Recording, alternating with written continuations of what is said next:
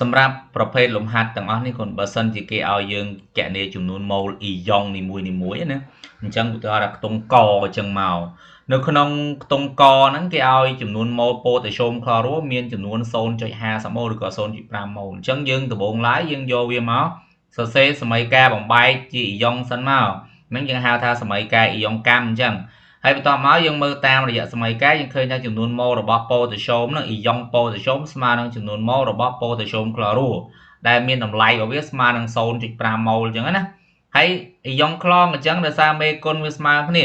ពេលយើងតាមសមីការឲ្យចុងក្រោយកុំភ្លេចដាក់ចម្លើយវាដូចនេះផងដូចនេះយើងសេជាជាងធម្មតាដូចនេះចំនួនម៉ូលអ៊ីយ៉ុងប៉ូតាស្យូម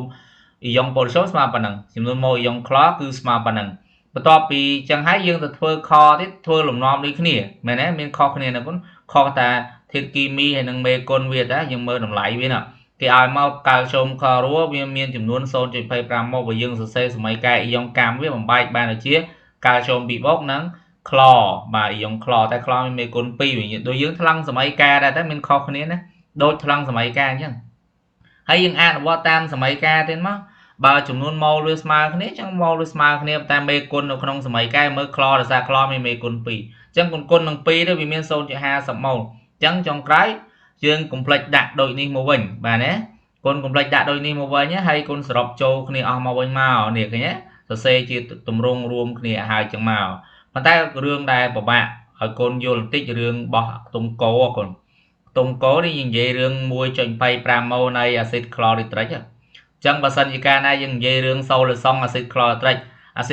យើងអ៊ីយ៉ុងកម្មមកវាដោយសារតែពេលដែលវាធ្វើអ៊ីយ៉ុងកម្មទៅបង្កើតបានជាអ៊ីយ៉ុងអ៊ីដ្រូសែនហើយអ៊ីយ៉ុងអ៊ីដ្រូសែនក្នុងទឹកវាមានទម្រង់ជាអ៊ីយ៉ុងអ៊ីដ្រូញូមអញ្ចឹងគ្រូសរសេរអញ្ចឹងហ្មងទៅគុណមើលមើលបើសិនជា HCl បើវាធ្វើអ៊ីយ៉ុងកម្មបានកើតបានជា H បូកនិង Cl ដកប៉ុន្តែដោយសារតែ H បូកនិង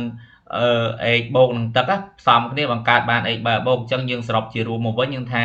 នៅក្នុងសូលឺសុង HCl ហ្នឹងគឺបានមានអ៊ីយ៉ុង2នៅក្នុងហ្នឹងអ៊ីយ៉ុង H បែបបូកនិងអ៊ីយ៉ុង Cl ដកអញ្ចឹងយើងអាចអនុវត្តតាមសមីការបានហើយបើសិនលោហៈយើងអត់ទៅអញ្ចឹងយើងដាក់ទឹកលើព្រួយអញ្ចឹងបើអាស៊ីតយើងបូកទឹកដោយសារតែវាអាស៊ីតបង្កើតបានអ៊ីយ៉ុងអ៊ីដ្រូសែនក្នុងទឹកបង្កើតបានអ៊ីយ៉ុងអ៊ីដ្រូសែនក្នុងទឹកប៉ះមួយទឹកបង្កើតបានជាអ៊ីយ៉ុងអ៊ីដ្រូញូមអញ្ចឹងគុណបានប៉ុណ្ណឹងអាហ្នឹងឬខ្ទង់កោវាច្រឡំគ្នាណាតែដល់ពេលយើងមើលលេខ22វិញអត់មានអីខុសគ្នាទេគឺយើងអនុវត្តតាមលំនាំដោយលេខ21ដដែលតាមពិតគ្រូរំលឹកឡើងវិញដដែលហ្នឹងឃើញទេពេលដែលកូនធ្វើលំហាត់ក្នុងសភៅគ្រូកូនរៀនព្យាយាមមើលម្ដងតិចចឹងហើយវីដេអូគ្រូព្យាយាមតម្លាក់ឲ្យអញ្ចឹង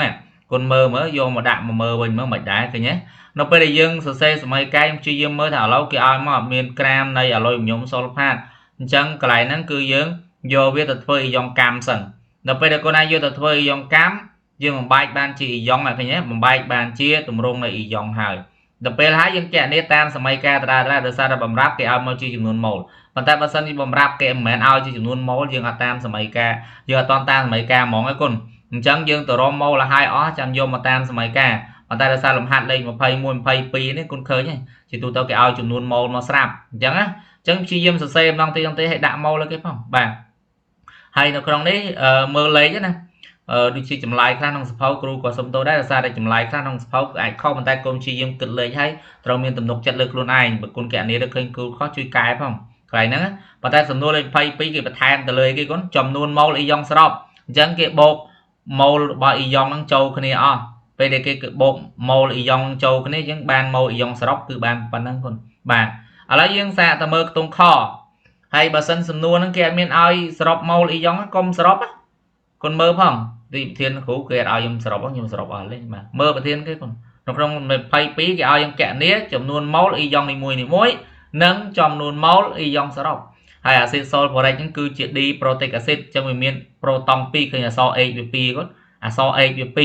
អញ្ចឹងដល់ពេលបូកទឹកគាត់ប្រើ2ដងនៃទឹកទៅអញ្ចឹងដល់ពេលបូកហើយគាត់មើលតាមសមីការទៀតទេសរសេរស្គាល់ម៉ូលពីលើ 1.0.125 ម៉ូលណាអញ្ចឹងគុណយកមកចំនួនធម្មតាកណនីរហូតតាមហ្នឹងមកអូខេគុណអាចយកទៅកណនីបានចេញចម្លើយមកឃើញប៉ុណ្ណឹងម៉ូលហើយដល់ពេលហើយបើសិនជាគេនិយាយពីចំនួនម៉ូលអ៊ីយ៉ុងសរុបអញ្ចឹងមានន័យគឺយើងសរុបអ៊ីយ៉ុងអ៊ីដ្រូញូមនិងសរុបអ៊ីយ៉ុងសុលផាតរបស់វាមកអញ្ចឹងសរុបចូលគ្នាទៅចម្លើយរបស់យើងបានប៉ុណ្ណឹង បាទណា 0.375 អញ្ចឹងចុងក្រោយកុំភ្លេចដាក់ដូចនេះផងគុណអញ្ចឹងដូចនេះចំនួនម៉ូលអ៊ីយ៉ុងសរុបរបស់វាគឺសរុបចំនួនម៉ូលអ៊ីយ៉ុងបញ្ចូលគ្នាទៅបានប៉ុណ្ណឹងម៉ូល